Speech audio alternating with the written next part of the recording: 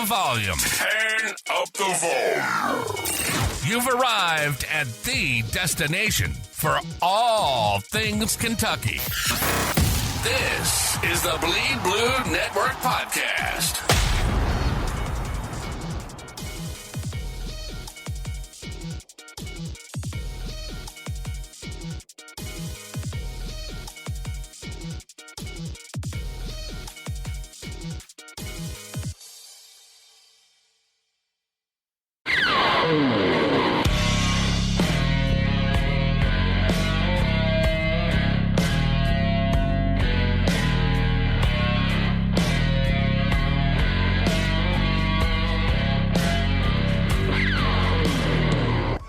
The ladies, they had their little run, SEC run. What was it, 3 games? Mm-hmm. Trace, I'll start with you. Give me some feedback with how the ladies went. Yeah, it went exactly how I kind of envisioned it would. They got past the first 2 teams, played pretty solid. So had some great moments through those. But then you meet the juggernauts of all juggernauts in the women's basketball world. South Carolina, they deservedly so. They've earned it, but they have the tournaments in South Carolina. It's like if you had well, I guess we can't really say that anymore. Back in the day, if you would have had the SEC tournament in like Owensboro or something, you know what I'm saying? Louisville. Yeah, Louisville, there you go. And it's like, yeah, it's just all Kentucky. I mean, you're going to get dominated no matter what. But with that being said, they are the best team. They deserve, and they waxed Kentucky pretty well. I didn't think it was going to be that bad, but they got absolutely ass thumped today, by the way, by Texas. Yeah. And then South Carolina ran out of the gym by Texas today.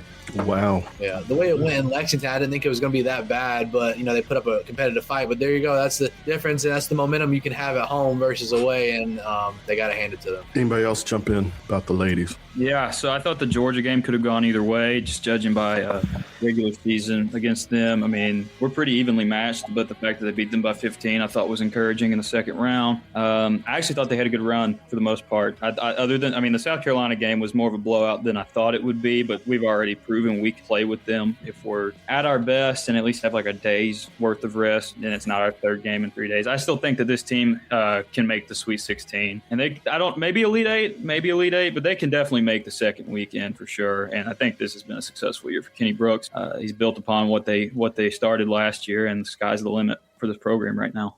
3 games in 3 days. Did the ladies get fatigued, TB? It's a joke. Yeah, that's how these conference tournaments go. It is. And if you don't want to play 3 games in 3 days or 5 games in 5 days, you do something about it, right? Davo, any thoughts? Yeah, they're kind of the victim of their own demise, the way Correct. Some of those losses that they had, Georgia, Mississippi State, so on and so forth, Alabama. Playing on Wednesday is not ideal, right? And the men are getting ready to find that out coming up soon. But this time you can actually use fatigue as an excuse. This is the proper time to use that. Running into South Carolina, obviously, after it really showed. It really showed on some of those turnovers. But once you remember just the way they played South Carolina, not even 4 days before that, we all believe, and even I believe the media finally understands that they should be a top 16 seed and play at home, and then have that right and make it as far as the Elite Eight as possible. It depends on the draw, but they like everybody else said, they've proven they can play with the best teams in the country. So no. Okay. Paul, last night on Space, or Kyle, did you have a take on the ladies real quick?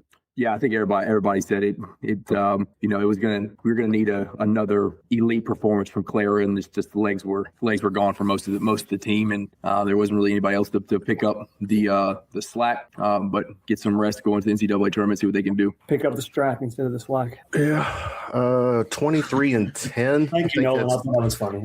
23 and 10, I think, is their record. Last night, Paul, I'm going to ask you to bring this up, and we don't have to go ad nauseum on this, but you're not exactly dazzled with Coach Brooks, and tell us why. I don't know. It's just a lot of hype and not a lot of there's not a lot of things to hang your hat on. I mean, we're double-digit losses. I mean, it's kind of like Pope. He came in and there's a lot of hoopla. Oh, he's such a good recruiter. We can do all this. And I don't know. I feel like we should be better than a 9 seed and there as well. I don't like some of the things he's handled with it. It just seems like we don't show up sometimes in every big game.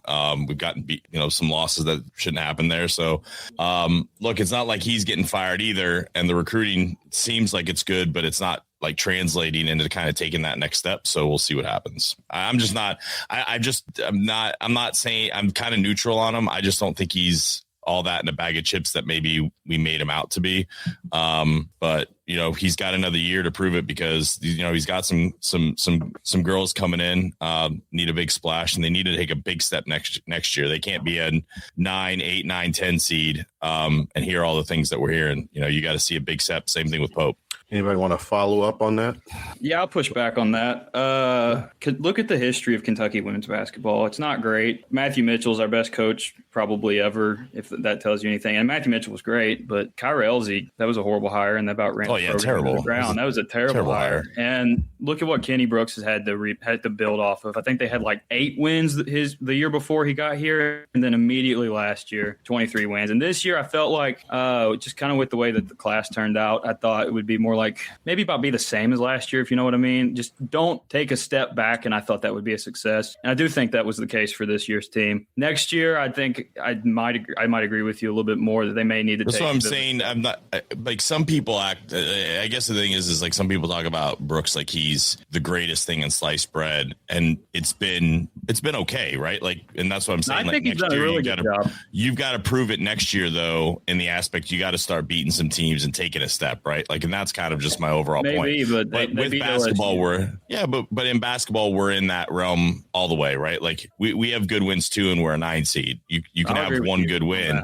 right? Like they need to start showing that they can be a top 4 or 5 team in the SEC, competing for an Elite 8 to maybe even get to a Final Four, just being on that level, or at least taking like a lot of the teams like that to the mat, not having to go through 5 games in 5 days to win, right? You just got to take a step forward. It's different in men's basketball, right? Like because we have that, like there's a lot more pressure on men's basketball than there is women's, but it'd be good to see us take like another little step, right? Like forward. You go from a 6 to a 5 seed next year, or a 9 to a 5. That's a big jump, right? In my opinion. Like I'm not saying go win the SEC next year, but if you can go from a 9 seed to a 5 seed in the SEC tournament, maybe you get to a semifinal, I would consider that a really good show of progress and talent. And that's like that mile marker of like, hey, they're coming, right? Like that's kind of what I'm looking for there. I don't know. I think he's done a really good job for considering the circumstance, but I'm not going to disagree with you on that last part for sure. I think that would be a huge step for the program. Trace, you follow the ladies. Yeah, I think that I think they could have a great run this tournament, and then it'd be he's essentially in his second year without the postseason yet. So there's not a whole lot. I mean, there is evidence to go off of, but not an extended amount of evidence. I think he's recruiting at a top level that arguably we've never seen here at this level for women's basketball. He is like the 3rd or 4th supported program on campus. Football and basketball is going to come first. Like it is a little limited with that South Carolina. For them, I'm sure football's first, but I'm sure they're second or third. It's kind of limited, but that's they're the cream of the crop, right? Like they're be that case coming into it. So I mean, I guess can't use all that. It didn't used to be, right? Like that's the other thing too, right? Like I'm old enough to remember when South Carolina was nobody in women's basketball, and you had UConn and Tennessee dominated the landscape. You had Stanford in women's basketball, right? Like you had like some of these teams that you see like now, like Tennessee, right? Like they're not nearly as good, and they were like the standard bearer. UConn was the standard bearer in women's basketball. You're seeing that shift, which makes it exciting because it shows it's possible, right? Like the stranglehold is kind of like football too, right? Like the stranglehold on like the only 3 or 4 teams that can win it is no longer there. I mean, even Louisville's women's basketball team, you look at them, right? Like they've done a really good job. So lot to be at least optimistic for there. Yeah, women's basketball is so different in that case, where I think if you just hire the right coach, I mean, you can do something. You can be like a South Carolina if you can just hire the perfect person for your job. It's unlike anything I think in that scenario. TB, you solid now? He's yeah, he's still.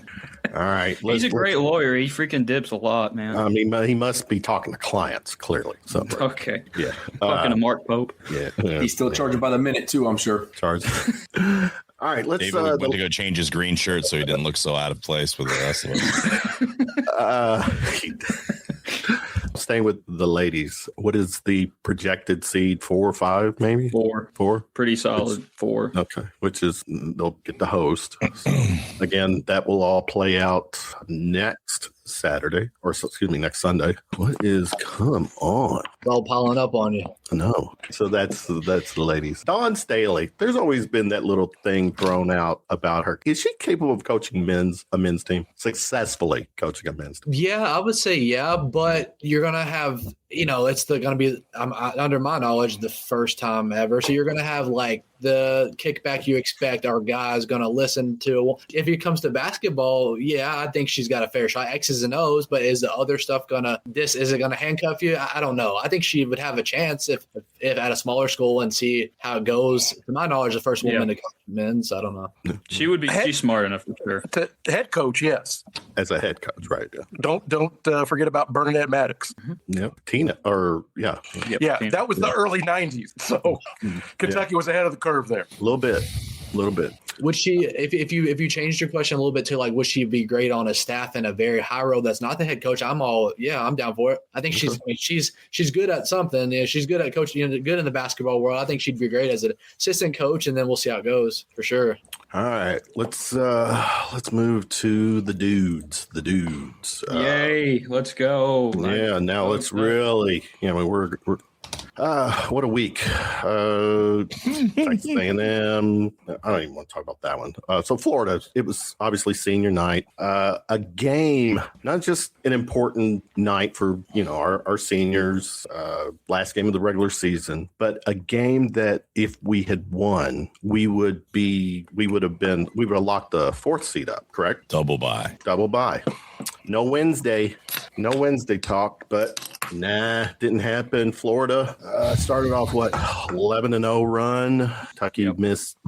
Again, this team was just paralyzed in the opening moments yesterday. I think, but like you said, paralyzed. It was such a weird feeling in that building because you had the excitement of like Otego senior day. They all got their applause. That place was full. The vibes were great. Everything before the tip off was like, this is a big Saturday, Florida, and then bam, 11-0, and it was such a sobering feeling. We paralyzed is what is right. As good of a pregame environment as I've ever seen at Rupp, by the way. As good, if not better, than any that I've ever seen. Mm-hmm. They at least responded, and then you just had bonehead play, followed by dumbass play, and the game went like by one. And all of a sudden, you went from down by 1 to 14. Yeah, well, it was Garrison started it with an idiotic turnover, and then Jasper goes with an idiotic turnover and an intentional foul, and it goes.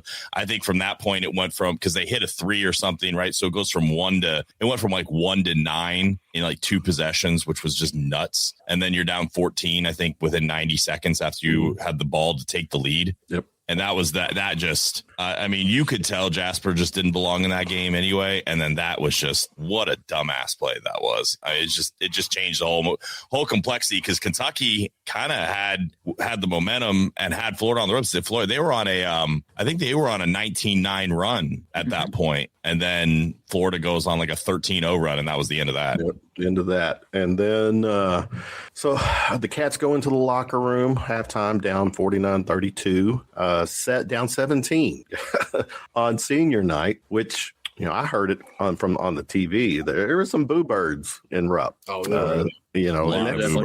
How often do you hear the boo birds on a senior ceremony? Constant boo birds too, like up and down the floor boo birds. Yeah, the amount of times I've heard boos at games this year is like I've never noticed it as much as this year. I know it's not been like this, but like even I don't remember the last year of Cal. I don't remember I don't know if there was a boo that I caught, but like I bet you I can think of 7 games this year that I've been at that there were boos. I'm almost getting used to it. Like even on just bad plays, it's like we could be down 5 and be within reach, and like a bad play, a player will get booed. Like 30 people, I'm like, it's different. There's some, people aren't very happy. Well, it was very loud. It was very loud yesterday. Very, very audibly loud for a couple possessions after that. And a lot of it wasn't because we were losing. It was because of just terrible play execution, bad positioning, coaching. You name it. There was multiple times yesterday. I even remember another play when Jasper came back in the game. He's just staring somewhere, don't know what he's doing, and the ball just gets tipped. And if he's paying attention and he's engaged, it's a turnover. And you're just seeing people booing. Then it wasn't as loud, but it was very loud in the first half. They got booed off the court at halftime as well. So again, I've said this and I'll die on the hill. It's not the losses. It's the effort, the execution, the game plan, all of it. And it doesn't matter. Like, we're down 3 players and everything. This is a poorly coached team that doesn't give effort, that has absolutely brain dead moments on defense, that has players that don't know what they're doing on the offensive side, and then it'll do something like take a dribble crossover up and under Euro step, and you're like, where the fuck's that been for the last month, right? And that's, it's there. Obviously these guys have talent. We just don't have a staff right now that can get that talent out, and that is the problem. It is not the fact that we lost to Florida by 5. If we would have lost to Florida by 5 or 6, and it was that game, the whole game, we're all talking about, hey, like, Kentucky's down 3 starters and they're taking arguably maybe they're one of the best teams, if not the best team, to the mat. This team could make a run. Instead, we're sitting over here going like, my God, are we even going to get to Friday to play him again? Yeah. Well, look, careful with that we. Let me. You're homering way too much and not the reality of what's happening. I mean, hold on. I'm gonna let you talk. So the final count: 84-77, 7-point loss. Owe was the lone bright spot, 28 points in his rough finale. Kentucky did outscore Florida by 10 in the second half. Did get it down to 5 late. But in one glaring stat, 24-4 fast break points. That was fast break points, 24-4. Mm-hmm. Yeah. Sounds about right. Yeah. So, Kyle, jump in, and then we'll pivot. Go ahead. Talk. Yeah, I mean, so I've been steadfast on. I get the frustrations. Same here with the constant double digit. Just feel like you're getting smacked in the face, blowout by halftime. Feels like, Rupp Arena feels like, why did I even show up 4 minutes in the game as we're going? And this one felt a little bit different because we made the run back. But I think you got to look at the totality of the game. And if you look at the way that game is finished, we put ourselves in a poor position, and we can argue why that was. Substitution patterns, coaching, player effort, talent, whatever. But you are in a position still to beat arguably a top 3 team in the country right now. Not arguably, definitely one of the top 3 teams in the country right now. To get that double bye in a season that's been disappointing, you are a missed shot clock violation. I haven't seen anything where that thing hit the rim. Again, Brandon Garrison in the game. So, why? Because I think Moreno gets the rebound again. So I also have my frustrations with aspects of this team in the coaching. You get a turnover that should have been a turnover where boy steps out of bounds on the baseline. Like, you are there in the game at the end of it against a top 3 team to get it. Right. So if you look at it holistically, we should still, while be frustrated and the boos are deserving and the questioning of some of the stuff throughout the first, portions of the game, the middle 8, whatever you want to look at, but you can still look at it and be like what Paul just said, against the top 3 team in the country. We were there in it to win a game. And if some calls go our way, who knows what happens, right? So 2 things can be true. You can be frustrated, but I don't think just because some things happen every single time, we find ourselves in this situation, we have to go instantly to dude's not capable, can't coach, gotta fire. It's just all that stuff. I don't see how any of it does any good at this moment in time. Down 18 with 7 minutes left. Florida takes their foot off the gas, and it was 24 seconds left. We were down. Whatever narrative 5. You want to, or we're still down. We still didn't quit. Oh, but we have 14 of those our team didn't quit, like, things that we make fun of Louisville for congratulations. Like, we make fun of other teams and pretend to hang banners there for almost won the game, right? Like, it doesn't matter. Like, we were in that position because we played like shit. Again, and Florida just checked out. Kentucky, the University of Kentucky. This is a historically bad team, historically bad, very historically bad. And we're talking about, we didn't quit. We got our ass railed on senior night, down 18 with less than 7 minutes to play, and Florida took their foot off the gas, took their starters out, and there was a blown call. Okay, they came all this stuff, but they also didn't do anything. The last part of the game, we still lost by what, 7 or 8, 9, whatever. So, TB, I haven't heard from you. I know you got a lot. You've done your homework. So, our residential attorney at law. Can everybody see that? Is that visible? Well, let me do you a solid. Let's see. Can I do this? Oh, it's less visible now. Oh, hold on. No, I'm gonna try to. TB gets this spot. I saw it fine when it was all of us. I could see it fine. Yeah, I could too. Okay, fine. That's perfect. So look, okay, so he's going to get year 3, right? I've been saying year 3. This is what we have to see in year 3, right? He's got to reach the Elite 8 because every year 3 coach gets the Elite 8. He's got to be SEC Coach of the Year because every coach since Adolph Rupp has been SEC Coach of the Year. He's got to get his win percentage up to 69% because every great coach in Kentucky reaches that mark. What is his current percentage? His current percentage is 65%, right? We've got to get rid of the double-double, right? No more 10-loss seasons. We have to stop getting beat by double-digit points, right? How many of those? So he's got 24 losses in 2 years. 14 have been by double digits. That's 58%.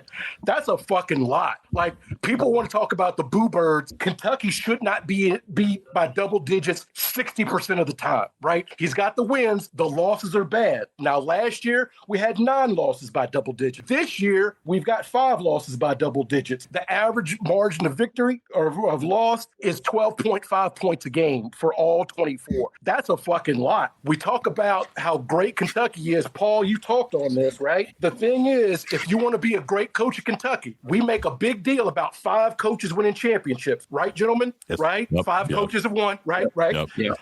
Adolph Rupp won 82% of his games, champion. Rick Pitino won 81% of his games, champion. John Calipari won 77% of his games, champion. Tubby Smith won 76% of his games, champion. Joe B. Hall, 75% of his games, champion. If you want to sit at the big boys table, you win 75% of your game. I don't care that we have 3 people out. I don't want to play close. That's not what we do here. All I'm saying is, when I was defending Cal in those last couple of years, people kept telling me about the standard of Kentucky. They kept telling me that our standard is above everybody else, right? Is that what people said? Yep. Yes. That's what people said, right? So what I'm saying is, if we have this conversation next year and we don't hit these marks, then the standard has been lowered. Or you get rid of them. Yeah, he's got to go. Right, we go get somebody else. Because if we don't do this, then this is what every coach has done, then we are lowering our standard, right? Happen. We can't allow that. Yeah. Davo, we have the a quick issue. let me get Davo in here real quick. Let me get Davo Go in ahead. real quick. Yeah, go ahead. Speak. Well, first of all, Paul, you're not going to bully me out of my green shirt, okay? Sometimes you just got to be different. Just because I was cleaning up my dog's throw up in my office, don't mean I can So I heard exactly what you said. Anywho, like I said, like I said last night, when I was in my feeling, just constantly doom scrolling on Twitter, the effort from that team, knowing damn gonna well what they had to do. Now, granted, it's Saturday's team. It's a big what, right? Which is probably one of the favorites, if not the favorite, to go and win a national title, right? But you get them on your home court, you get them during senior day, you get them whenever you expect to play your absolute best, whenever all you have to do is win for a double bye. The most prestigious thing in SEC tournament is a double bye. And I thought it was funny. I thought it was going to get more engagement. But I said that I have seen better effort out of fat people on 600-pound life trying to lose weight while sneaking sugar cookies. Okay, I've seen better effort out of those people than a whole team just trying to win a game for double bye. Right? Okay, am I right? The effort was shit from start to finish. I am pissed off. I am totally checked out. I'm sorry, Rando. I know I keep going back and forth. I am totally checked out right now. We need Rando here tonight. Just saying. We do need it. Now, listen, am I going to watch Wednesday? Yeah. Am I going to hope for Thursday? Yeah. Fuck, I'm going to hope we make it all the way to Sunday, right? Am I going to watch this NCAA tournament? Am I going to cheer my ass off? Yes. But am I pissed off and am I over it? Yes, I'm over Klopp and I'm over all the way to Zach Toe, who never sees a minute. Like, I'm tired of the entire thing, right? I mean, we don't deserve this. I don't know what we did to deserve this. I don't know who we pissed off, but I'm done. The basketball gods, because we collectively said the 2015 team was a huge disappointment, and the universe is like, I will show you what disappointment is. No, we did not collectively say that. I really have never heard that. No. You've not heard of? No, I've never heard that. You've not heard people say they stopped being less of a fan? I never heard that.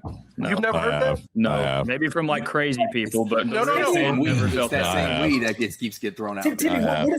What does that mean? So whenever us as fans, and I'm going to speak collectively, but whenever us as fans are so frustrated and so pissed off and so over this bullshit, and we complain, and people are like, oh, well, then you got to turn in your fan card if you ain't going to cheer for your team no more. What the fuck does that even mean? Are we not allowed to be upset and pissed off that we spend money on merch, on tickets? We spend time, we say fuck our family and watch basketball instead to sit here and watch this bullshit? Are we not allowed to complain and bitch without turning in our fan card? Like, that's passionate. Right? I'm not saying turn in your fan card. I think you. I'm not saying you are. I'm not doing it to you. I appreciate that. Go ahead.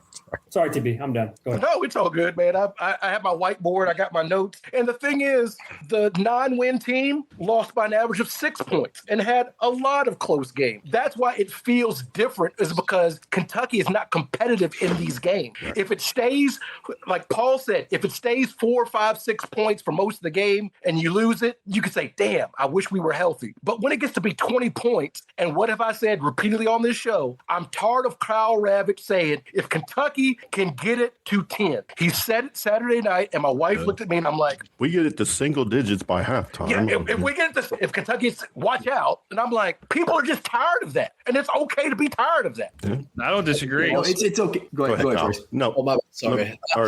Trace, go. Sorry, I just real quick. I think also what makes it hard too is, like, as Kentucky fans, this fan base is different from most. We all care. We all watch every single second. So part of the hard part is when we know early on in the year that the team might be bad. We get these vibes, oh, this is going to be a long year. We marinate in it. Other schools, they just, we're not watching out.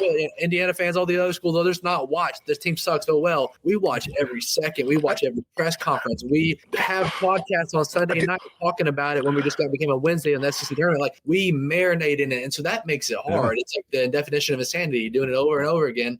And we do it all year long. So that just we're baking in the hardness of the year, if that makes sense. Yeah, trust me, I wouldn't be doing this on a Sunday night if I lived in Montana or something. To put, like, when we take off, like, you got to like really put this into context and perspective of where we're at and the historical aspects of where, like, this is in the entirety of Kentucky playing basketball. Kentucky has lost 14 games, which we haven't lost 14 yet, but we have to literally win the national championship or the SEC championship to not lose 14, right? 4 times in history. We've lost 13 or more 6 times in history. 2 more losses. Billy G was 40-27. Pope right now is 43-24. Now, a little more wins, but you also are going to have a really bad year. And the thing that we have to look at, and we're saying, oh, this dude can't do it. And like, Rando, I get where you're coming from. Like, you want to be positive, but this guy, the coach also, he's been a head coach for 11 years. 9 of the 11 years, he has double-digit losses. Like, there's not like something that said it doesn't, but that should mean it's even easier. You're at Utah Valley. You're at Utah State. BYU has gotten worse since he left. Like, they got worse. Look how many top 25 wins they have since Pope has left and what Pope has done at Kentucky. But I mean, you talk about being old enough. I'm old enough to remember being on a live watch during the Gonzaga game at halftime, and we should fire this dude because he can't do it. And the next thing you know, oh, never mind. And then we replay the same thing on Duke. Oh, wait, never mind. And then by the end of this season, I'm not the one calling for him to be fired this season, though. I'm not saying he should be fired. I don't think he should be because we have the same idiot hiring another coach, which makes no sense. Like, that's why we're kind of in a position. You got to give him the 3rd year. You got to give him some benefit of the doubt anyway on the fact that we have had injuries. So, like, I'm also not sitting here, but I am also, like, looking at this historically going, like, if we look at this, like, without, like, any kind of just, there's no agenda. I have no head coach that I think we should go get. I'm not pushing and vying for anybody. Okay. But if you look at the aspect of he has 9 out of 11 years that he has double-digit losses. All right. We've not come out of the gate great. We've had the same issues have kind of plagued us now 2 years in a row. Now injuries have played a factor. Now we have to go out and flip an entire roster because we have no recruits coming in. 0. Maybe we land 1, maybe we land 2, and then we still have to go get 5 or 6 in the portal to have a chance to be good. Everything's stacked against us right now, and that's the aspect of kind of what I'm saying. It's not good, and you couple that with historically bad performances and historically bad losses in the season, it puts Kentucky basketball in a bad situation. I want him to succeed. I would love nothing more, Rando. I promise you, I want nothing more than us to win 5 games in 5 days this week, or to go out and make the Elite Eight. I want to beat. I want it. I'm going to cheer like shit, but it doesn't look good, and that's the aspect I think where we're coming from. I don't think we're going to go get Todd Golden. I'm not naive enough to think that we're going to go pull like the best coach out there, right?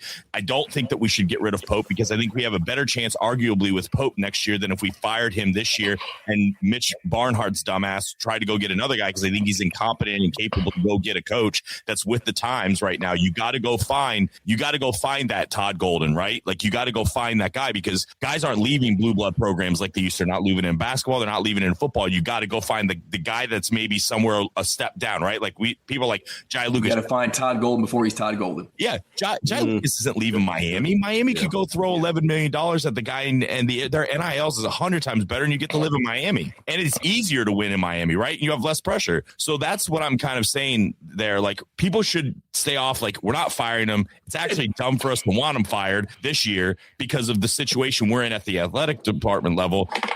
But at the same time, cognizant of the fact that there's a lot of cards stacked against the deck too. Real quick, I'm not saying that I'm sold on Pope. I ask folks to just think clear minded. I think we can at times be rabid as fans, and I get it. I'm the same way. Like, I was on the show a couple weeks ago, and I have like dents in my garage floor because there was a dumbbell that got dropped and thrown because I'm so like frustrated. If we look at it throughout the whole season, you can't lose to Texas A&M, you can't lose to Georgia, you can't lose to Missouri. All these things are you can directly point it back to Pope and decision making for sure. And some of these games early in the season, we were healthier than what we are now. Also, though, as we get later and some of these big runs that we go on, and if you go look at the top 5 teams in the country, they all have 8 to 9 man rotations. They all are playing dudes less than 30 minutes. There's only a handful, 2, I think, Florida and maybe Michigan, that are playing guys more than 30 minutes a game.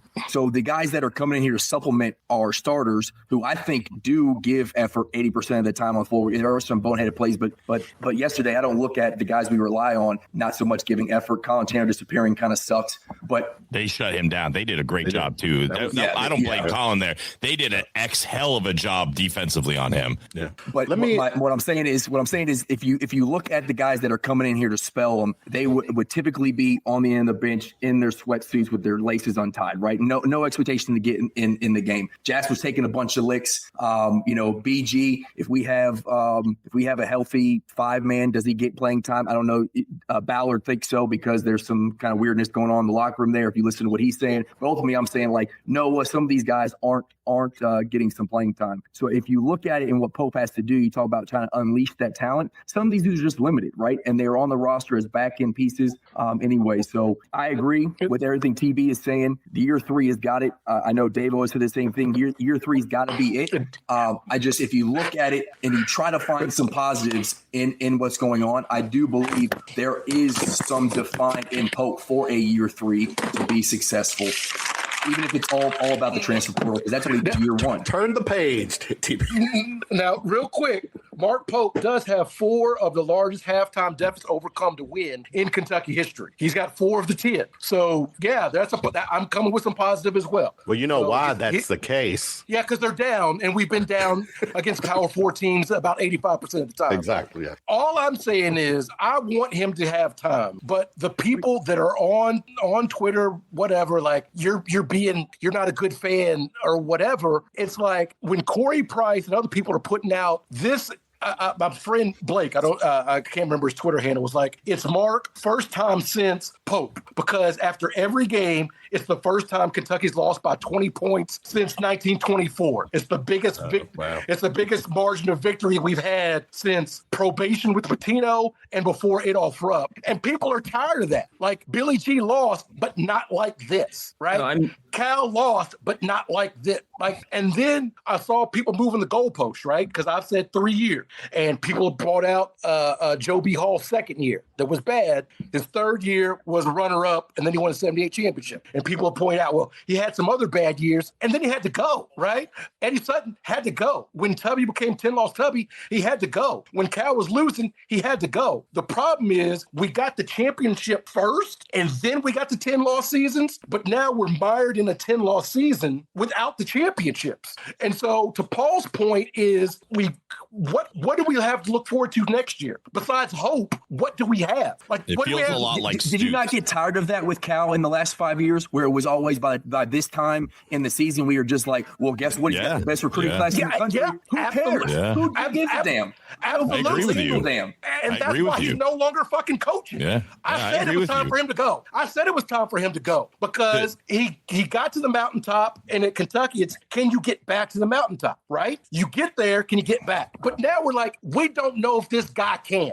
We think he can. And expectation and potential will get you fired. Look, look at this season. We had expectation and potential, and we didn't live up to it. It will get you fired if you can't do it. Yeah. I'll play devil's advocate. I'll play devil's advocate in this too. Like, I think there is something to be said, and we might talk about this, more at length than I put this post out. I do think there's something to be said about the administration. In the last needs to be said about the administration. 6 or 7 years of basketball and NIL and everything, like there is a kind of a thing of like, all right, we had this with Cal, and now we're having this with Pope, and I do think a lot of the reason why Cal left was because of NIL, and I think if we would have fixed it, he would have probably still been here. I think that Arkansas was a life raft for him to get out of the situation. I don't think he wanted to be in. I think there's some constraints there too. But the reality is Kentucky's not, like, we haven't been really worth a shit in basketball since, we haven't won an SEC tournament since 2018, guys, right? Like, this transcends Mark Pope too, right? This is not just a Mark Pope problem. And there's a lot of double-digit losses, bad losses, double-digit seed losses, right? At some point, always blaming the coach is a problem, because you got to go to the root of the problem, and it's not just the coach. I don't want to hear anymore. Great point. We're 2-0 against the spread against Florida. Yeah. All right. Good teams win. Great teams cover. Don't ever forget it. Yeah, I don't want to hear that. If I ever hear that excuse, by the way, of Joe B. Hall. Joe B. Hall's second year, they went 13-13. Look at Patino's first 2 years. I think I'm going to take my phone and throw it through my wall, because I'm getting pretty tired of that one. Do we understand that happened in the Richard Nixon administration? That happened in the Richard Nixon administration.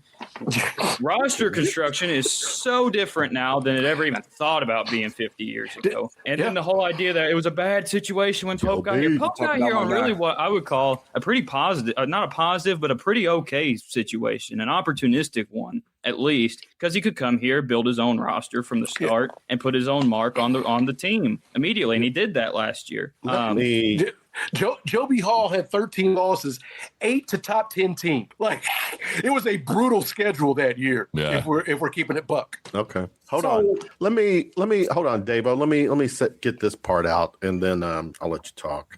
Last night or yesterday's game also just I think it's probably fair to say BBN's frustration, is still there. But then you had the post game quotes. Jelovich didn't hold back after the Florida loss, after yesterday's loss, calling the team's play childish and saying guys were playing losing ball by not sharing and taking bad shots when things got tough. Agree with that. A talking point here. Is there a leadership rift? Is is it always the lead? Do we even have an on-court leader? It's a shared. No. There's no one dude on there that's like the dog that's going to walk in that huddle, drop 32 F-bombs, threaten to punch everyone, shoot your mom, and then have you scared to go back on the court that you got to play hard, right? Like, there's no Ortega's obviously the leader, and he tries to lead by example. And there was a time where I thought he was going to lead the team and they were going to win, right? Like, that maybe he's going to score 40 and he's going to win it on his own.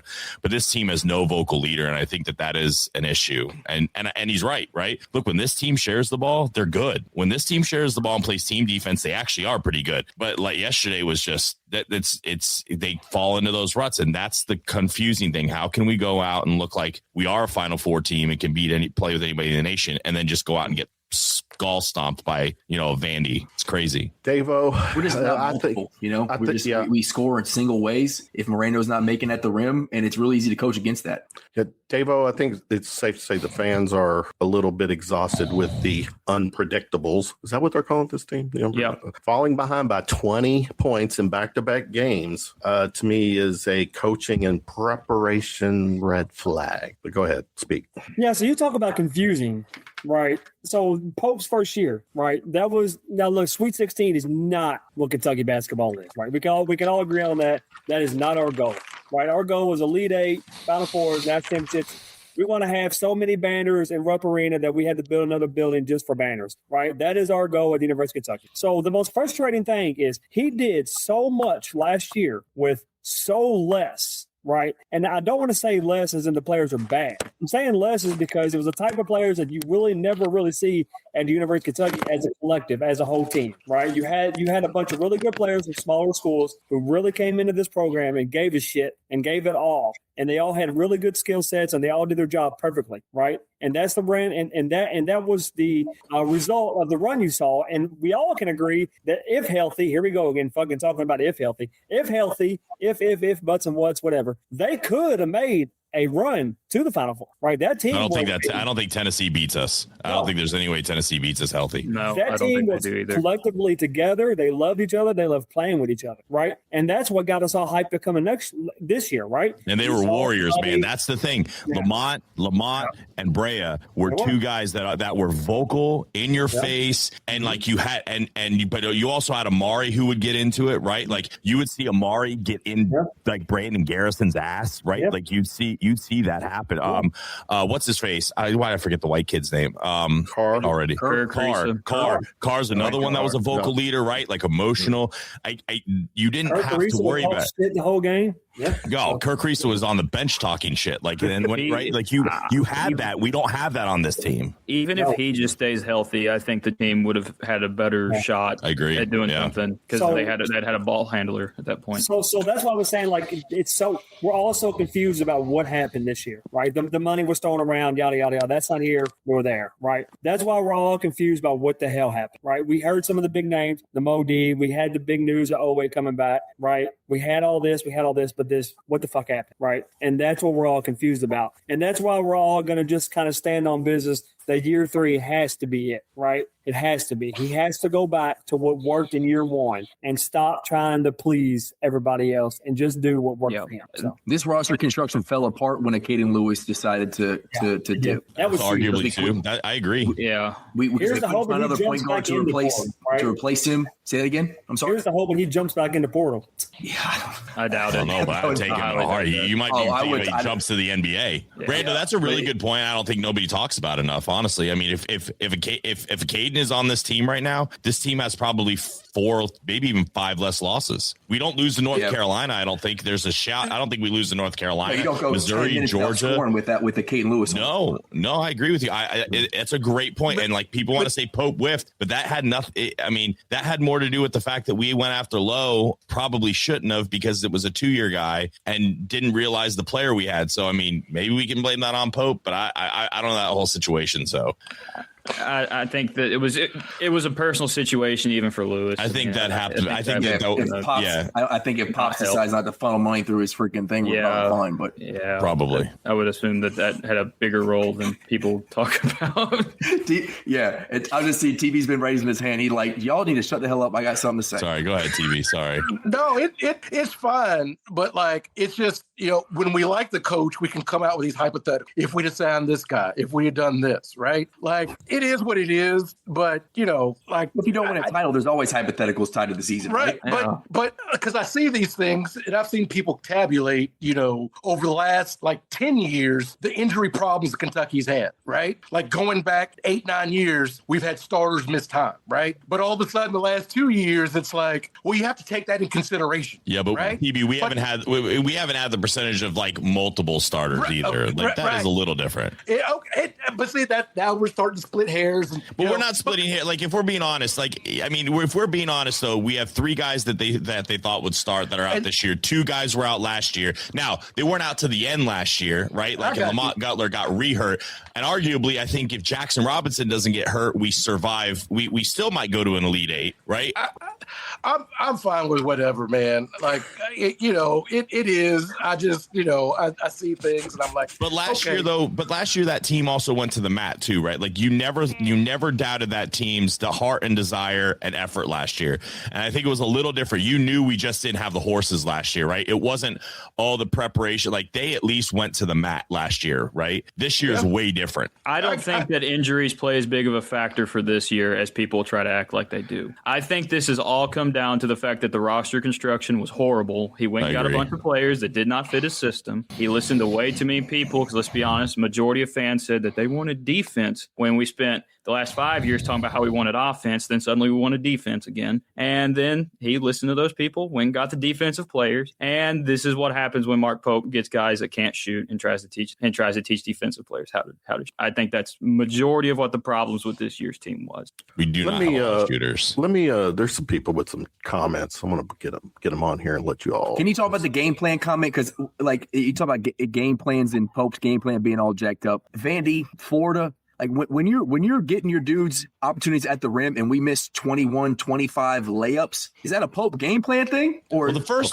game against Florida, I don't think anybody blames Pope for. Like, that was one of the worst officiated games I've ever seen in my life. Yeah, this last one, I think the stat was they read with like 4 minutes left, we had missed 21 opportunities at the rim, and then the Vandy game, it was embarrassing how many layups we had missed opportunities at the rim. Like, you're getting these dudes wide open opportunities to finish, even if it's contested to get to the free throw line, and we can't finish. Now, that's maybe on Pope and the staff talent issue, but game plan, I don't think there was a lot of those forced, though. You have the A&M game and the Auburn game, which were just egregious coaching jobs, I thought. I think the A&M game on that run with him not calling the timeout, that was one of the most egregious coaching jobs I think I've ever seen from anybody in the sport. Yeah. Honestly, he should have called a timeout. Like, when Florida scored the first 3 buckets, he should have called a timeout right there, and he let it get to 11-0 before he called a timeout, right?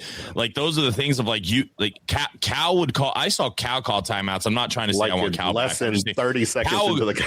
4-0 timeout, right? Like, but on the flip side, we don't have 3 or 4 dudes that he can just like rip their ass and sit them on the bench either, right? Like, he is limited on that. Like, so that's where I do say there is a give and take a little bit of like, yes, there's these bad things, there is some limitations, but it's like, it's always like, there's not a consistent thing, right? It's always all over the place. If it was a consistent thing, we wouldn't have this conversation. All right, let me jump in here. I'm going to give some people in the chat some time. Ryan Adams, you don't realize the fall while you're in it, and now we find ourselves in lost relevance, staring down into a cellar. I've said this numerous times, and I get blasted by people that don't, I'm not a fan for saying, but we haven't been relevant this decade, period. And to me, relevance, we had a couple of good regular seasons, but to me, it's the postseason. It's the SEC tournament. It's the NCAA tournament. Well, that's not 2020 true. on. That's on 2020 on. This decade, 2020. Yeah. Like, it's part of it is the regular season as well, right? That's part of it. Like, everybody says wait until March, but part of being a Kentucky fan is putting the game on and knowing that you're not going to be down by 20 points. Mm-hmm. Part of being a Kentucky fan is like, we're playing Georgia. I ain't even got to pay attention. I can do everything over here. That's part of the experience as well. It's not just wait until March. So that's where I would push back a little bit. What's this? Pope is having a Zoom call on Dink Payne. Talk to me about that. Yeah. Who knows? Trace, you know anything? Trace, you got the scoop on that? I just know he went to watch him the other day, right after one of our losses the day after that. That's all I know. All right, he would be a really good addition. He's about like G League guy, right? G League. He would be like getting, according to like some people, it'd be like getting like a top 10, 15 recruit. You get him, and he's also pretty young too, isn't he? He's still pretty young. 19. He's 19. You get him. He didn't go to college ball. He signed with Reebok. So if you guys want to know about Dink Pate, go to Netflix. Yep. I think it's Netflix. Watch the Shaq AI documentary when they were the president president and VP of Reebok, and they really focused in on Dink Pate and convinced him to go G League route, not college route, because they thought he was going to hit the league real quick. He hasn't exploded as they thought, but he's a Reebok athlete, one of the first guys that Shaq and AI wanted to sign, along with Nate Ament. So you can know a lot about Dink Pate. He's flashy. He comes off. I think if you watch him, his personality is kind of loud. But if you actually just go watch the documentary, I don't think that he doesn't seem like a diva, really. You watch him on the court, you see some of his stuff, you're like, I don't know. You watch the documentary, I think you'll want this dude wearing blue and white next year. He's the kind of player that we haven't had in a while that I think Kentucky needs. Like you need a little bit of a flamboyant, maybe a little bit of a showboater, a little bit, but that's the kind of thing I think the fans want to get tied to. Like, but also a bucket getter, right? Like this dude could go out and average 18, 19 a game here very easily. And he's the type of guy when we're playing a game like yesterday, just goes and gets shots, right? And we need that. Just saying, G League Ignite coach was Jason Hart. Jason Hart is on our staff. And also, will he be on our staff next year? Yeah, probably. Yeah. I would assume he will be. Yeah, I think so. Yeah. Do we know how many games Coach Hall lost at Rupp? TV might have not. It's on the legal pad somewhere. It's on the legal pad. Yeah. Games played. Game plans this year laughable. He's been awful. TB, how many games did Coach Hall lose at Rupp? Do you know that? Lose at Rupp during that 1 year? Total?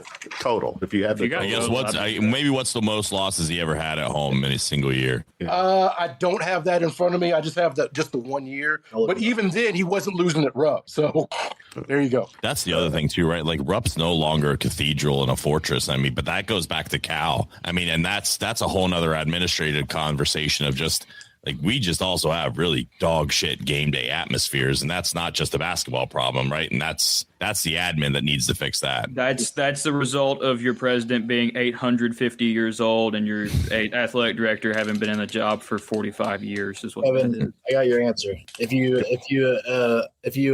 believe in AI, it says total home losses was 14. He was 121 and 14 at home. That's wild. That's really good, actually. Wow. Yeah. And he got fired. Yeah. All right. Let's. 14. Where am I at? 121. Can I pose a question real quick, just to the group? Sure. All right. I'm one of those guys that also says, like, it's not necessarily never say never. We all thought Stoops was coming back. Is there the 10% chance that we get dog walked on Wednesday and dog walked in the first round of the NCAA tournament and it gets so loud they have to do something? No. I am of the opinion, yes, but I think it's slim. But we always have to realize there's always a point. Does anybody else think that if that happens, there is a point where maybe maybe it's so loud and so bad and so negative going into next year that they can't keep him? No, and here's why. Do you really think Mitch Barnhart in the last 2 months of his job wants to go conduct another basketball coach? I don't, but Champions Blue just could, that reason. But the Champions Blue board could potentially force the hand because I think they force the hand a lot on. Well, they owe him $26 million. That's the biggest problem. That's why I think they're not going to fire him. But if you think no, it's fine. I'm not going to say never. I think it's slim. I want to say I do think it's very slim. But if you lost by 15 to LSU and then go to play like a 7 or a 10 and they beat you by double digits, I think it gets a lot more dicey than it is right now. What I think would happen, that is a possibility. Guys, no, sorry. Oh, I think fans would try to run him off. Like, oh, look, Providence has a job opening. I'm just going to go over here and get out of this situation. The fact of the matter with Mark Pope is that's not going to happen. Correct. The only way you're getting rid of Mark Pope here is if he's getting fired. This is his dream job. He's not going to leave his dream job. It's just not going to happen. He's not going to Minnesota. I agree with you on that part. I don't think he's taking an off ramp. And he's got a lot of the former players on his side. Guys. Yeah, the 90s nostalgia. We're going to run that back. Yeah, the guys that were cool on Cal are now back in the fold. And if you follow some of these guys on Twitter, they're the first ones to tell you it takes time, all this kind of stuff. So you don't want to alienate that stretch of the former players. I just figured it was worth an ask. I would say if that's even on the table, like there's conversations behind the scenes, you mentioned Champions Blue, then there better be some things like there was with Stein where you've already had conversations like, hey, dog, if this gets bad, we're coming for you. All right, TJ over in Iowa State, something like that. Hey, answer the phone. Really Like, you can't just it's something. You just better have had those conversations now and not hope and pray you can find the right dude. That's the only we thing did when Cal decided to walk. Yeah, that was the only thing, right, Randall? Like, we were talking about that. We were talking to each other in October about, like, hey, we had both heard that there had been some back channeling with some people that they had reached out or whatever, and that's why it happened so fast. But you're right, like that or Donovan or something. You got to have Plan B, and you got to have it to where it's 2 or 3, and it's not like last time because we were caught flat-footed when we the last search. Sorry, Kevin, took over your show. Go ahead. It's okay. All right, let's talk the Nashville grind. The SEC tournament starts, as we've mentioned a few times, this Wednesday.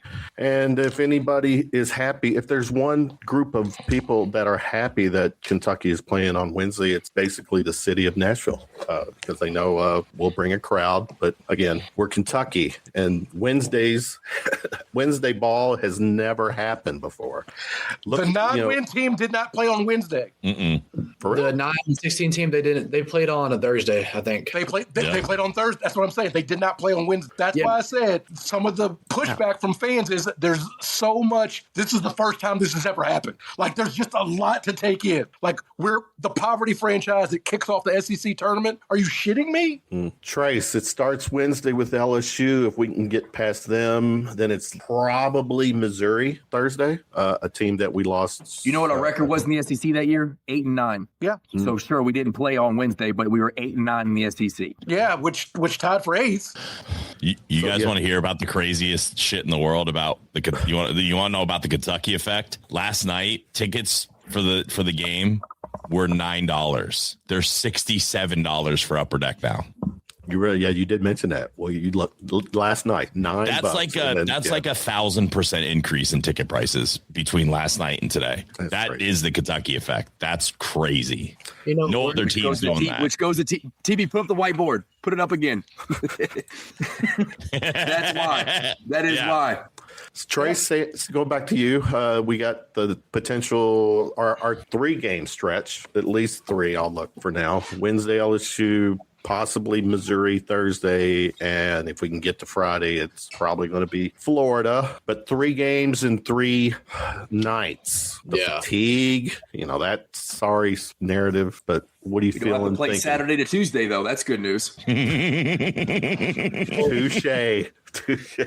Part of me that worries me as well is that Gonzaga game that we had this season was in the same building, Bridgestone Arena, and I was there, and that was about as humiliating as possible. The 35-point loss in the same building that we're going to, and I cannot stress. Andy whipped our ass there too. We've lost by 59 points in that city this year. That's what I'm saying. That's perfect because we felt that way about Indianapolis for a little while, the St. Peter's and all the Champions Class and things like that. I'm getting a little bit. I know we had the away game winner, etc. Then we got waxed by Alabama, and that was awful. But part of me, I'm a little concerned about Nashville. Part of it is like if you beat Missouri, at this point, then you get Missouri. LSU, Missouri. Then it's just like you're going to lose on Florida on Friday to Florida.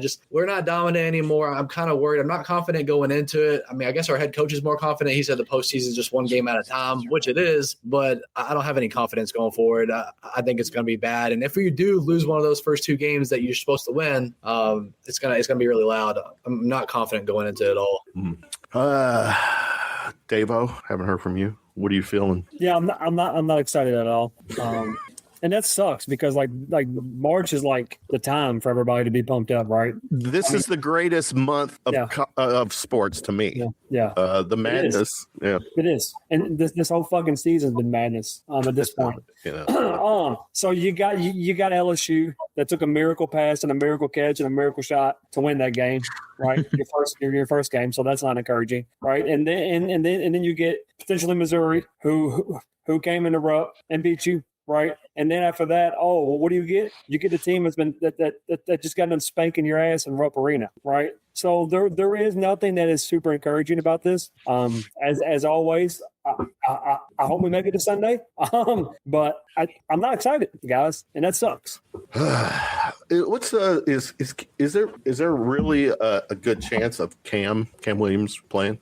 Yes, I think so. According to, I think it was KSR put that out. Yeah, he's been practicing, right? Full 5-on-5s. Yeah. in SEC play, in this tournament. SEC tournament, This tournament, yeah. SEC tournament. Okay. I didn't know. I didn't hear that. I was the timeline. I think put him at the beginning of the NCAA tournament. If we got him in the SEC tournament, I believe that's according to Jack Pilgrim that he'd been going full strength in practice. Yeah, he did put that out there. Yeah, I think JQ probably plays too. Oh, I would be shocked, but that's not based on anything. Really? That's just based on my brain telling me that there's no shot he's playing. They're saying, I mean, if you look at everything they're talking about, swelling's down. I think he's full contact too now. If anything, take care of his draft stock, right? Because if he wants to get drafted in lottery again, he better play. I think he's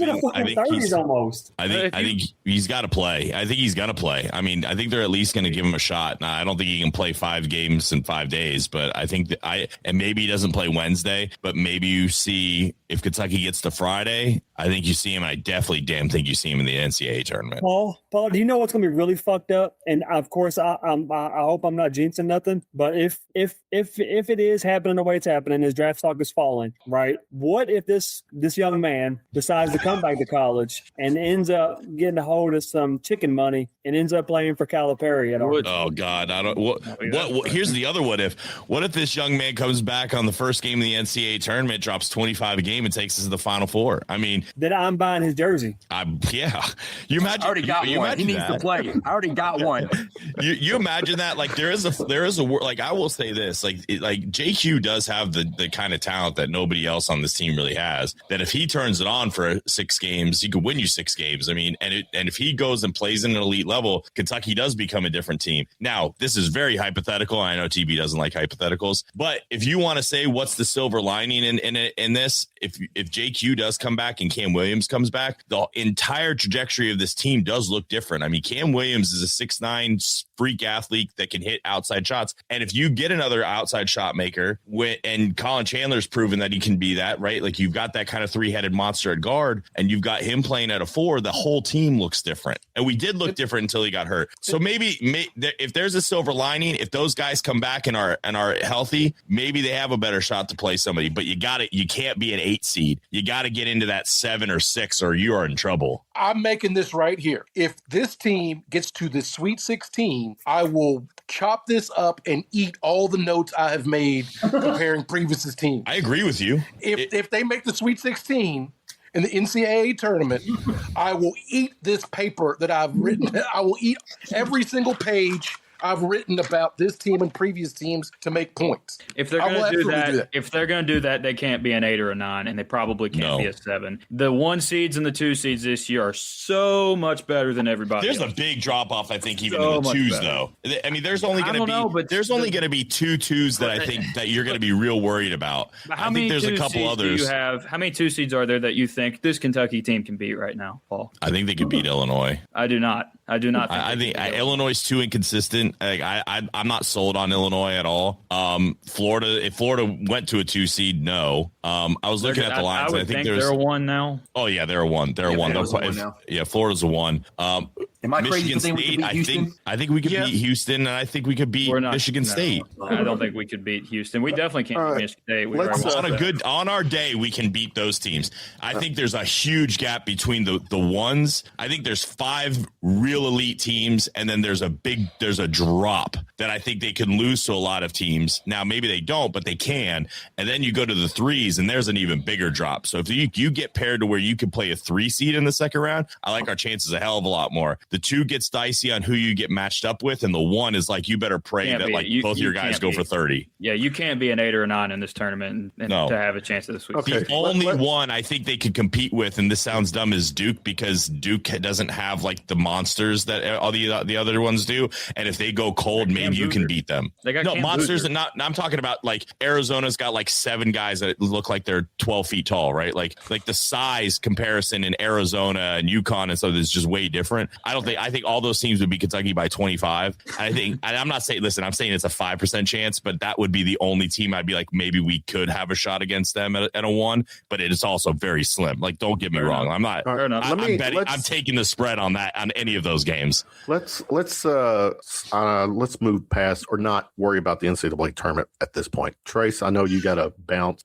Give us final thoughts and heading into this week, and hope to see you next weekend. Unfortunately, I feel like I'm in the same position I've been for 3 or 4 years now. I used to love the SEC tournament, as we all did. It used to be a blast. And the last, I don't want to look at that. Hi. You say hi? Oh, pretty eyes. Wow. She must take after what's his name? She don't look like me. She don't look like me. Rando can vouch for that. Rando can vouch for it. She don't look like me. But just kind of as I got to exit here, but unfortunately the SEC tournament used to be a blast, and Wednesdays and Thursdays too were fun for a while. The last few years, and I feel like it's just in a cycle now. It's year after year after year. It's very frustrating. I just don't have any confidence. We're going in there. We're playing on Wednesday now. I don't have any confidence, and that sucks. But as always, I'd love to be wrong. I hate that we've got to this point, but it's year after year. I'd love to be wrong. Let's see what they can do. Staying away from it, though, in terms of betting on it, I don't think we're going to win. But, you and me, bud. All right, Trace, appreciate you hanging with us. Thank you, sir. I'll be in touch. Hope to see you next weekend. Go Cats. Peace, Trace. Yep. Everybody. Okay. Let me see. All right. Let's. All right. Where am I? What am I going? Am I a bad fan for thinking we get to Friday? I don't really. We play Saturday and Sunday. Like, yes, I'll be happy if we actually get a chance. But if I want to see TB eat some yellow paper to get to a Sweet 16, I think we got to have the tournament's right around the corner. You get to Sunday, you're playing again on Wednesday, Thursday, depending on where you go in the Thursday, Friday. Give me Thursday, Friday. On the seating line. Mm-hmm. Like, especially if you're talking about Cam coming back, maybe JQ coming back. Like, get me to Friday. We play Florida close. We get to Saturday, I'll be ecstatic. But like, if the big one matters, and I know this is changing the standard. TV, you come at me later. But if I want to make an NCAA tournament run, get to the Sweet 16, and then who knows once you get to the Elite Eight, I don't think I want this team playing deep into the weekend. Just because if you get there, it's going to have to be on the back of Oweh, and you saw what happened late in the Florida game. He just didn't have the legs. It's got to be on the back of Zell, and he's got to be more efficient. And you got to be able to ride Moreno and these young guys. If we're having to do this load management thing or playing the minutes game to get to a Sweet 16 and relying on BG or whatever the rotation is, or Trentno or Jasper. Oh boy, it just you know what I'm saying. Like UConn did it with a 7-man rotation, and then they won the Natty. So it is possible. We don't got UConn's dudes though. We don't have a. They only had 2 dudes. I mean, hey, listen, like they had one dude that could rebound, but that was like Shabazz they had 2 bad dudes. Like I agree with you, but what I'm saying is it has happened before, so it's not like it's impossible. And UConn, I think, was worse than us most of the year that year, so it's possible, right? Like there's hope. I've seen a national champion play 6 dudes because I'm not counting our team, right? I'm not counting Kyle Witcher. So you can do it. Don't tell me what can't be done because I've seen it done. That's fair. With what we got on this team right now. Would I be a bad fan if I said that? But I'm just saying, we talk about things you can't do, and I've absolutely seen it done. Like, I'm not trying to fire Pope, but I see people like, you can't fire a guy after 2 years. We did it. I've seen it done. Yep. Like, would I be a bad fan? We literally did it, and then went to 9 Elite Eights. Like, you can do these things. No, and the answer is yes. Not to. Yes, probably. Because I was getting ready to say, like, if we won an SEC title and then lost in the second round, Terry's definitely going to scorch me for that one because that's lower in the standard, isn't it, Terry? If we won the SEC title and lost in the second round, I think you would still see a lot more hope in next year. I would feel because better. of that. I would. Better. I would. I wouldn't be like, yes, that was awesome. But I listen, would feel here's the other flip side to it, right? Like if you lose on Wednesday or Thursday, you're staring down the barrel of an 8-9. You might even go into the committee, and the committee really want to screw you and put you on an 11-11 play-in. Like it's not impossible at 19 and 13 if you lose Wednesday that you're in a play-in you got to scenario. Get to Friday. You got to get to Friday. You got to because if you want any chance at a 6 or a 7, you've got to get to Friday. And if you don't, you start putting yourself in a really situation where if you get to a 6 or 7, Kentucky has a shot to get to a Sweet 16 still. Maybe it's still not great, but you have a shot. All of this is just to set up us against Miami of Ohio in the first round. All of this is. It's all give me that. Boy.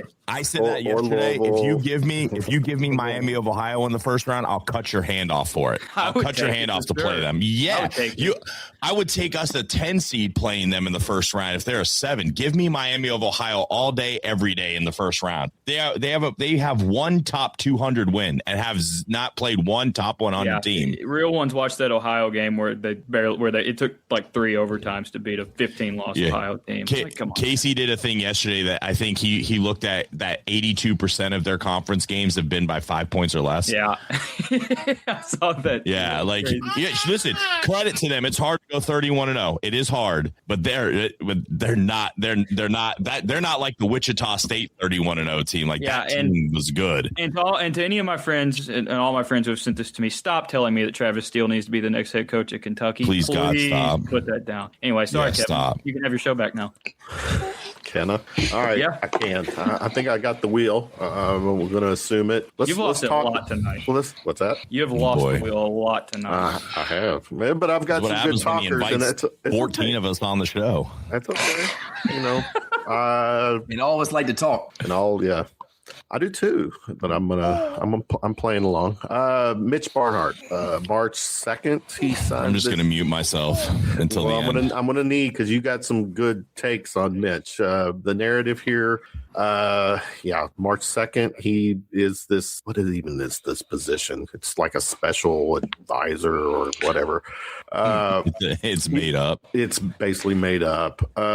This comes at a time too where UK and other schools are, citing their own financial executive in residence at the Sports and Workforce Initiative. Special assist, yeah, executive in residence. And I've said this too. I said this last night. This is we're handing him nearly $1 million. At the same time too, where the school is reaching out to the fans for donations that Eli Capilouto singularly signed off on, by the way. Yep, and then he's potentially, obviously Pope's not leaving, but he is going to be. Let's stay with Mitch. There's going to have to be a new AD, and he's going to be part of likely that conversation on who the new AD is. Paul, you've been a straight shooter when it comes to Mitch. Summarize what's going on here. 30-second summary, Paul. Yeah, and then just go to someone else then. This is not a 30-second thing. Look, let me put it this. This is I put this out. Well, you know what? I'll say that for like the last shot. Look, this is it's not good, right? Like, this is a hyperinflated athletic director with results that have been mid-tier at best. People want to talk about he's the greatest athletic director in our lifetime. For what? Like, we can talk about the fact that they paraded 6 national titles on the table. 4 of them were in rifle. I don't even know if any of us can tell you when rifle season is, when any of those titles were. No disrespect to them.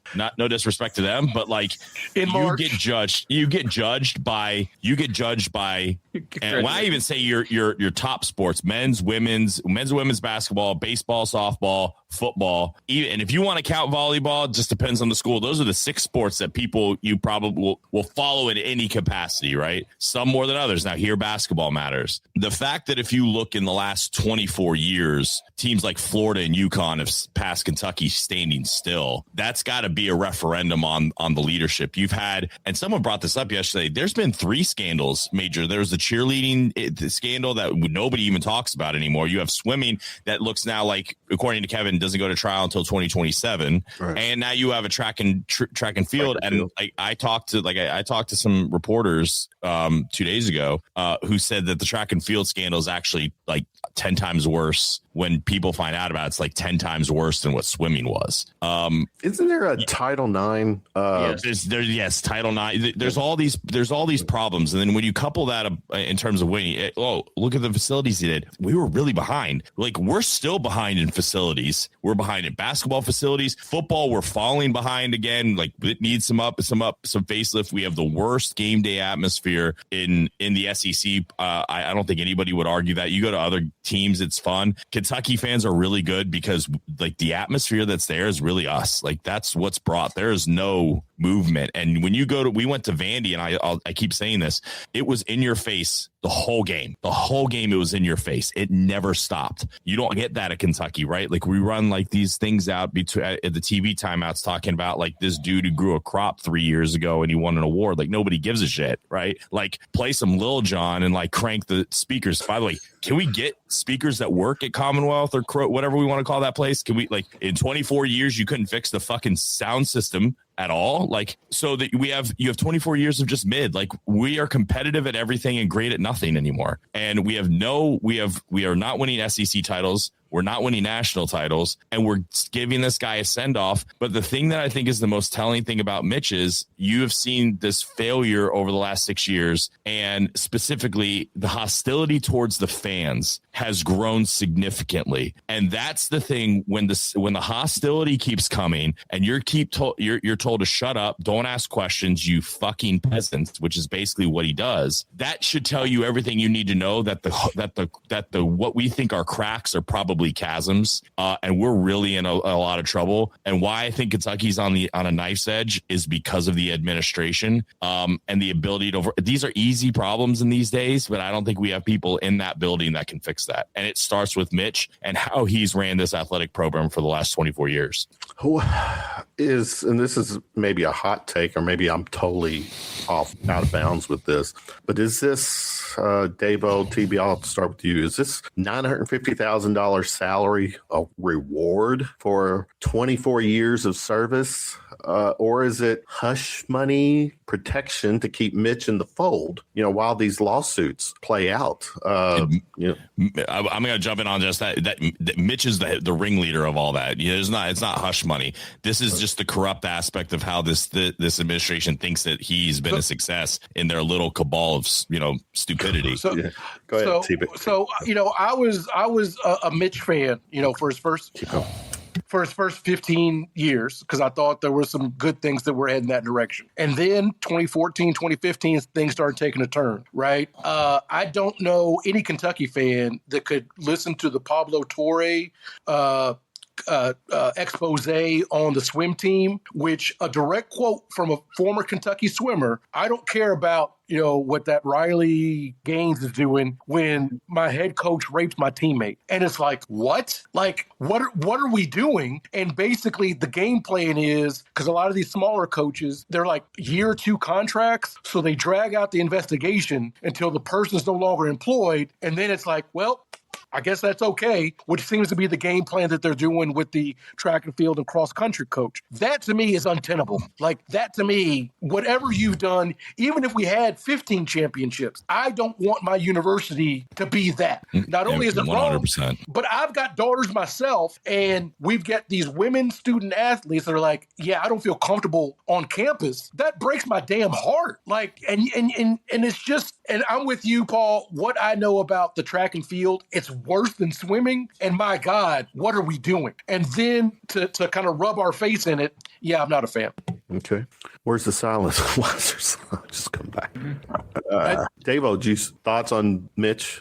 I'm going to try to. Who's the potential next AD? We can't hire one of our own. I know who it doesn't need to be, and it's two people, and it's Mark Hill, and it's Rachel Baker. It's three. So three. It's Baker, Hill, and Peavy. And I have nothing personally against. I have nothing. Hear me out. I have nothing personally against Wade Peavy, but DePaul's not been great. Yeah. And they have no football, and they're not a big time NIL school. And you need a guy that's going to come in here and be able to turn the keys on NIL and football and basketball.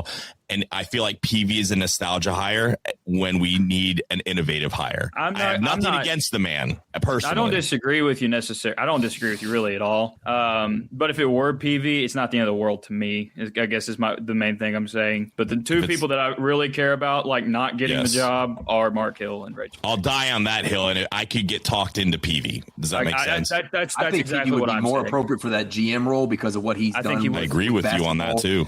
and NIL and the K fund, that would be a perfect job for him. Now, does he look at it as a downgrade potentially?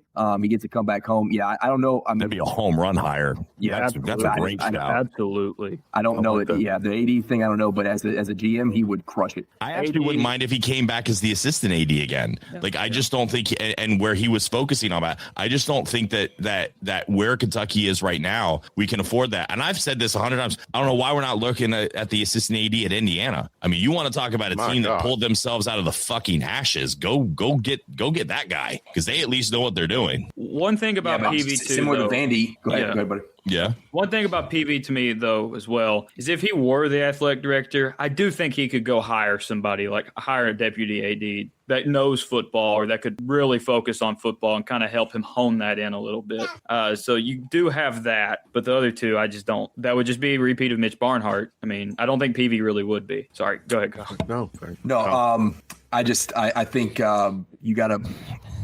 It just can't be from within, and it just makes me nervous that, with Mitch just still having this oversight on it. My faith and all my confidence goes into Tammy, and like, please God, buddy, do what you do with football. Go put your thing out there, lay it on the table, and said, hey, bud, this is what we're doing. But we will see, I guess. But the basketball GM has to happen, and I think you have to have it in tandem, because one thing, if you look at Indiana and Vandy, like the reason why they were able to do such a quick flip, their big three, right, from the president to the AD to the head football coach, were all in line. They all said, I'm going to give you all the money. I'm going to give you everything you need to make football great, because they knew all of athletics would be great after that, right? Because that's where the money comes in. We can do a lot of good things. Everybody you've seen in the chat, you mentioned on here, we don't have a president that has that mindset, right? The president is not about like super, let's go figure out athletics. Does he even have a mind right now? Like, Pawpaw's asleep at the wheel, guys. Yeah. So it's just like, as long as that's there, you got to find someone who's strong-willed enough to be able to kind of Heisman that piece away. But the reason why IUs and whatnot have been successful is the top three are in sync. And I don't think we're going to have that while Mitch is still here, while Capilouto is still the president. So I don't know. I think a lot of people about the Baker idea. I'm really nervous about that. Her name is being thrown around so much to the point where I'm nervous that I've actually heard her name less than Hill. I think if you look at like a lot of the big players, you're seeing Hill more than Baker. I think Baker causes too many problems because of the nepotism thing, right? Like her husband is the VP at JMI. I don't know legally if that would work. I think you could actually have like legal challenges coming from outside sources on that. I think that they would be really exposed there. I think Mark Hill's the same thing though. I mean, it's Mark Hill, Rachel Baker, they're 6'1", half dozen the other, flip a switch, right? But like there's a real problem too with Eli Capilouto, because our athletic program's gotten to this because you've had a president whose MIA on the athletic team is basically let Mitch Barnhart run this, like, his little mafia that he wants to run. And there's been no checks and balances on the athletic department for a decade. And that has to change. And I think a lot of people had hope in Eric Monday, and I think those hopes have just dashed. Like Eric Monday, it can't be like if he's the president too. Like we're still have the same stupidity at the wheel. It's got to be Kentucky's board of trustees has to grow some balls and fix this, or Kentucky's in a big problem for a decade. And the Eric Monday thing is so sleazy because he came out of nowhere. Yes. He pretty much came out of the shadows, and it's almost like he saw an opportunity to get the president's job, to get that job from Capilouto, because he's like, oh, this guy's, like I said, he's 10,000 years old, so I could probably get this job in the next 2 years or something. And he just feels like a guy taking an opportunity out of that. So I'm not a big Eric Monday fan. Me either. All right, guys, let's wrap this up. Final shots time. Nolan, I'll start with you. Oh, okay. So first of all, don't root for a loss. Don't root for a loss. I don't care how bad you want someone fired. I say it all the time. Don't root for a loss. If you're going to do that, just don't even fan. Hope we win the title. We won't, but I hope we do. But at the end of the day, renovate Rupp Arena, put dividers in the urinals, in the men's bathroom. Please change the sinks. And outside of that, do whatever the hell you want to that building. The amount of people I had tell me, new coach, I was talking about the building, not the program. So, do that. That's on my bucket list too. Yeah. Rando, what you got? I just, there is nothing more I want right now out of this season than TB dipping some yellow paper in some water or whatever, hot sauce, whatever he's got to do to choke that stuff down. So give me a Sweet 16, and I'll say I'm lowering the standard. I'll say it out loud, but I'll say it with pride and happiness, because I don't know what it's going to do to them guts, but it can't be good, and I'm going to enjoy every minute of it. Well, I'll throw on some Pepto-Bismol, though, but it'll be it'll be must-see TV, because I promise you, me and Rando will plug this show for a fucking week to show it. You're going to be watching that. Like, this show will have 1 million people on, because we will plug it so hard that you're eating paper. Thinking about plugging it. Can I get my account back, Elon? Please, man. I've got hacked. Give me my stuff back, dude. You still haven't got it back yet? Tuesday. My 7 days ends on Tuesday. Please let me get it back. I don't know. I'm doing everything Gronk and ChatGPT told me to do to prove I got ownership, but I don't know. Their support won't email me back, so I don't know. There might be all UK ball 2 coming at you at the beginning of the football season. Who knows? Do what you got to do. Paul, final shot, sir. So I'm just going to read. I'm just going to read a post that I did earlier, because I think it's important, and it's kind of just my final thought on everything. In the NIL era, the administration has become far more crucial to success on the field and the court. For years under Mitch Barnhart, Kentucky has operated like a closed-door operation that many donors and businesses have found difficult to work with. Those complaints start way before the NIL era. They've been around a long time. What's changed is the landscape. You can't lean on history and brand alone anymore. Success now depends on organization, adaptability, creativity, and the ability to identify the right talent when elite coaches no longer take discounts just to be part of blue blood programs or just to make a leap. NIL has leveled the playing field. Programs that adjust quickly thrive. Programs that don't are getting exposed, and Kentucky's one of them.